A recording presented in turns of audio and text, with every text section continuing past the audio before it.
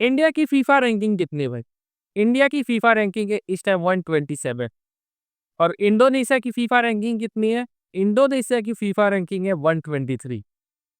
लेकिन India world cup qualifier से बाहर हो चुका है। इंडोनेशिया देखा है तो एएफसी राउंड 3 को पार करके अब राउंड 4 में पहुंच चुका है और अपना वर्ल्ड कप क्वालीफायर्स का ड्रीम अभी अलाइव रखा है। हालांकि आगे का जो उसका रहा है, आगे की जो उसकी पाथ है वो बहुत ही कठिन है, बहुत ही मुश्किल है। तो चांसेस कम है कि इंडोनेशिया आपका वर्ल्ड कप के लिए क्वालिफाई करे।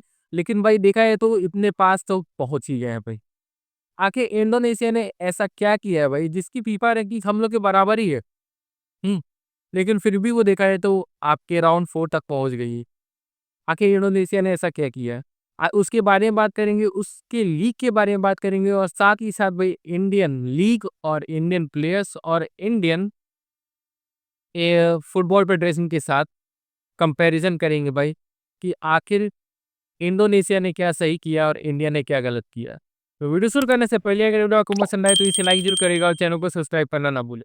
सबसे पहले ना इंडोनेशिया की नेशनल टीम के बारे में बात कर लेते हैं। इंडोनेशिया की जो नेशनल टीम है वो क्या हुआ है ना कि उसमें ये लोग सारे डुअल सिटीजनशिप वाले प्लेयर्स भर दिए। 11-12 प्लेयर की स्क्वाड में ऐसे हैं जो कि सिर्फ और सिर्फ नीदरलैंड से आते हैं। आप सोच रहे हो क्या हो रहा है? सिर्फ और सिर्फ नीदरलैंड से आते हैं। 11-12 प्लेयर ऐसे हैं भाई उनके पास। उसके साथ साथ उनके कोच कौन है? पैट्रिक कुलराविन शायद नाम है। बार्सिलोना में खेले, इंटर मिलान में खेले, आयाक्स में खेले, एक लेजेंडरी प्लेयर है, सेंटर फॉरवर्ड पोजीशन के प्लेयर थे। वो इनके कोच हैं, वो भी नीदरलैंड से आते हैं। यही ये लोग नहीं रुके भाई, ये लोग और आगे गए। Assistant coach, goalkeeping coach, fitness coach, यहाँ तक कि वीडियो एनालिसिस जो है ना, वो भी नीदरलैंड से आता है। इसके अलावा ये लोग क्या किया है कि हेड ऑफ स्काउटिंग जो जिसको लेके आए हैं, वो भी नीदरलैंड से है। इसके अलावा देखा जाए तो स्ट्रेटेजिक एडवाइजर है, वो जॉर्डी क्राइफ है, जोआन क्राइफ के बेटे हैं, वो भी नीदरलैंड से है। और डेवलपमेंट कोच है, वो भी देखा है तो नीदरलैंड से है। तो एक तरीके से देखा है तो नीदरलैंड के प्लेयर्स, नीदरलैंड के कोचेस, नीदरलैंड की स्काउटिंग टीम वगैरह सब देखा है तो ये लोग नीदरलैंड से एक तरीके से ला दिए हैं और टीम में डाल दिए हैं और जिसके बाद से हम लोग को ऐसी परफॉर्मेंस देखने को मिल रही। और वो लोग कैसी परफॉर्मेंस दिए बट अब परफॉर्मेंस पे आए थे। तो अगर हम लोग इंडोनेशिया की जो नेशनल टीम है उसकी परफॉर्मेंस को देखा जाए 2024 से देखिए तो फिलीपींस को वर्ल्ड कप क्वालिफायर्स के सेकेंड राउंड में वो लोग हराए और सऊदी अरेबिया के अगेंस्ट ड्रॉ किए थर्ड राउंड में, ऑस्ट्रेलिया के अगेंस्ट ड्रॉ किए, इंडोनेशिया और बहरीन में फिर ड्रॉ हुआ 2-2 से। चाइना से देखा है तो वो लोग हार गए हालांकि और जापान से भी हार गए थर्ड राउंड में। और उसके बाद से फिर सऊदी अरेबिया से ये लोग जीत गए भाई, 2-0 से जीते आपके 19 नवंबर 2024 को वर्ल्ड कप क्वालिफायर्स के थर्ड राउंड में। फिर एएफसी में गए जहाँ पे म्यांमार के अगेंस्ट 1-0 से देखा जाए तो ये लोग मैच किसी तरीके से जीते। लाओस जैसी टीम के अगेंस्ट ये मैच ड्रॉ भी है जो कि एक हार के समान है। वियतनाम से हार गए, ये एएफसी में मैचेस है। और फिर फिलीपींस से भी हार गए जिसको वर्ल्ड कप क्वालिफायर्स में हरा दिए थे। फिर ये लोग खेलने आते हैं वर्ल्ड कप क्वालिफायर्स का थर्ड राउंड और उसमें ऑस्ट्रेलिया से हार जाते हैं और देखा जाए तो बाहर इनसे जीत जाते हैं और चाइना से भी जीत जाते हैं।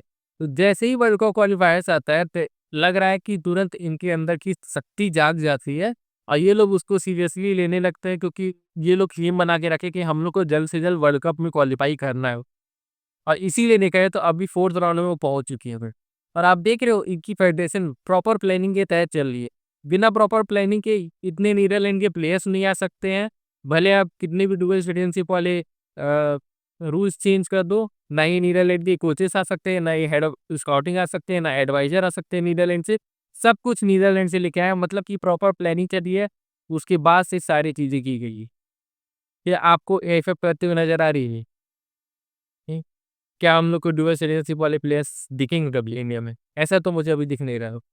लीग पे आते हैं इनके, लीग में देखा है तो फॉरेन प्लेयर्स रूल क्या है? फॉरेन प्लेयर्स रूल ये है कि 8 प्लेयर आप साइन कर सकते हो, 8 प्लेयर साइन कर सकते हो और 6 प्लेयर को आप मैच डे स्क्वाड में रख सकते हो, मतलब कि जो 2 प्लेयर है वो घर में बैठे और 5 प्लेयर दिखे है तो आप उतार सकते हो फील्ड, जो कि कुछ सालों पहले आईएसएल में भी होता था 5 फॉरेन प्लेयर रूल।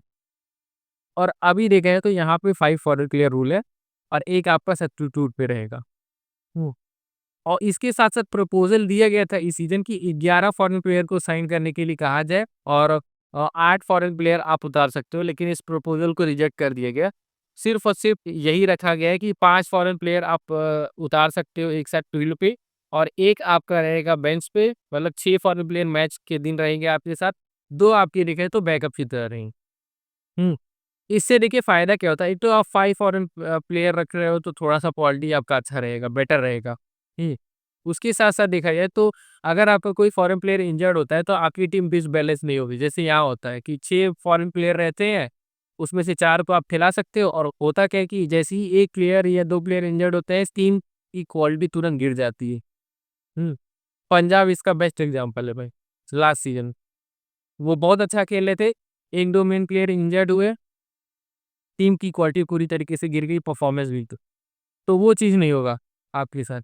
उसके साथ-साथ डुअल सिटीज़नशिप वाले प्लेयर्स हैं तो वो भी खेलेंगे, तो एक तरीके से कहा जाए तो लीग की क्वालिटी बहुत ही अच्छी रहेगी इनकी। फैन्स तो वहाँ पे पहले से ही देखने आते थे, फैन्स और भी देखने आएँगे, क्वालिटी मैचेस देखेंगे, सपोर्ट अच्छा खासा मिलेगा भाई। हुँ। और इंडोनेशिया तो भाई आपके यहाँ पे पहुँची है। इसके अलावा देखा तो उज़्बेकिस्तान आपके क्वालीफाई कर रही है वर्ल्ड कप के लिए। पैलेस्टीन का सुनने में आ रहा है कि वो भी क्वालीफाई कर न्यूज़ीलैंड क्वालीफाई कर रही है। तो अगर आप देखोगे ध्यान से ना तो 2 चीज़ें आपको देखने को मिलेगी। उज़्बेकिस्तान जो कि ग्रास रूट पे बहुत ही अच्छे तरीके से वर्क की है, वो आपकी क्वालीफाई की है। उसके अलावा पैलेस्टीन को अगर आप देखोगे तो वहाँ पे तो ग्रास रूट पे वर्क हो नहीं सकता है। तो वहाँ पे अगर देखा जाए तो जो प्लेयर्स हैं या तो डुअल सिटीज़नशिप वाले प्लेयर आते हैं या फिर पैलेस्टीन से बाहर जाके रह रहे हैं, भले पैलेस्टीन के ही हों, लेकिन बाहर जाके रह रहे हैं और वो ट्रेनिंग ले रहे हैं आपके किसी और आपके यूरोपियन क्लब्स में। जैसे कि देखा जाए तो स्पेन में कई प्लेयर्स हैं, इंग्लैंड में कई प्लेयर्स हैं जो कि पैलेस्टीन के हैं और कुछ डुअल सिटीज़नशिप वाले प्लेयर्स भी हैं, जो आके पैलेस्टीन के लिए खेलते हैं और उस टीम को बहुत ही शानदार बनाते हैं। जी, तो अगर और इंडोनेशिया का तो एग्ज़ाम्पल मैं दिया है कि यहाँ पे डुअल सिटीज़नशिप वाले कितने प्लेयर्स हैं। तो अगर आप ध्यान से देखोगे तो इंडिया इन दोनों रास्तों पे नहीं चल रही है। ना ही हम लोग ग्रास रूट पे वर्क कर रहे हैं, ना ही हम लोग वर्क कर रहे हैं आपके डुअल सिटीज़नशिप वाले।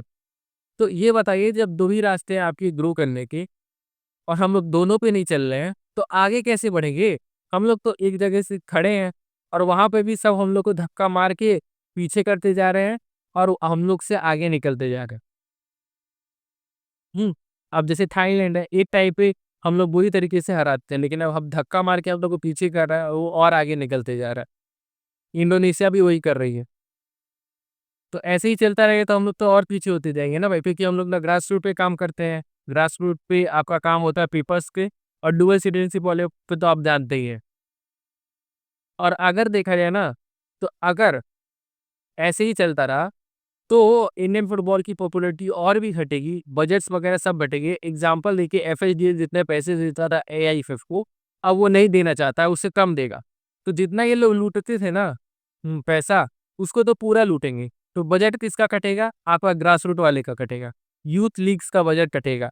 पैसा नहीं रहेगा इनके पास लीग कराने के लिए। अभी देखिए तो भीख में किसी स्टेट से मिल जा रहा है पैसा, बजट मिल जा रहा है, तो वो लोग करवा रहे हैं super cup. Kalinga super cup करके। वैसे ही चलेगा हर चीज़ और ग्रास रूट तो पूरी तरीके से खत्म हो जाएगा, डुअल सिटीज़नशिप वाले पे आप काम करना नहीं चाहते हो। तो मेरे हिसाब से भाई मुझे सिर्फ़ एक ही रास्ता दिख रहा है, शॉर्ट टर्म ही है डुअल सिटीज़नशिप। मैं मानता हूँ लॉन्ग टर्म नहीं है, बहुत आगे नहीं बढ़ सकता है, लेकिन अभी धक्के की ज़रूरत है और वो धक्का हम लोग को मुझे तो लग रहा है ओसीआई कार्ड दे सकता है। ओसीआई कार्ड तो पहला लड़ाई है भाई, उसके बाद भी देखा जाए तो प्लेयर्स को खेलने के लिए अलाउ करने के लिए और बड़ी लड़ाई लड़नी पड़ेगी ये सबको। हम लोग पहले लड़ाई पे ही कुछ नहीं कर रहे हैं अभी। हुँ। तो मेरे ख्याल से पहले पॉपुलैरिटी बढ़ाने की ज़रूरत है, पैसा आएगा तो अगर वो लोग चोरी करेंगे तब भी कुछ तो काम होगा। क्योंकि भाई इंडिया में जब तक गवर्नमेंट नहीं ध्यान देगी, तब तक तो भाई चोरी ये लोग करते रहेंगे। गवर्नमेंट ध्यान देगी तो कुछ हद तक कम होगा लेकिन फिर भी होगा जी। तो ग्रास रूट पे वर्क करना तो आप भूल जाइए, ग्रास रूट पे मुझे नहीं दिख रहा है कि आने वाले 10 सालों में भी काम होने वाला है, बल्कि देखा जाए तो जो काम हो रहा है वो भी घटने वाला है। और एफएचडीएल अगर हट गई, आरएफबीएल हट गया, आईएसएल हट गया, तो जो काम थोड़ा-सा हुआ भी था एफएचडीएल के द्वारा, वो भी खत्म हो जाएगा। फिर खिलाते रहिएगा 2 महीने का, 3 महीने का टूर्नामेंट एआईएफएफ एलीट जिसका ब्रॉडकास्ट भी सही तरीके से नहीं होता है। तो अब देखते हैं आगे चल के क्या होता है भाई, मेरा तो पूरा सपोर्ट है भाई कि डुअल सिटीज़नशिप वाले प्लेयर्स लाने पड़ेंगे। चाहे ओसीआई से लाइए, चाहे कैसे भी लाइए, क्योंकि और कोई रास्ता अभी दिख नहीं रहा है। आपके क्या थॉट्स हैं हम लोग कमेंट करके ज़रूर बताइएगा, और अगर वीडियो आपको पसंद आए तो इसे लाइक ज़रूर करिएगा, चैनल को सब्सक्राइब करना ना भूलें।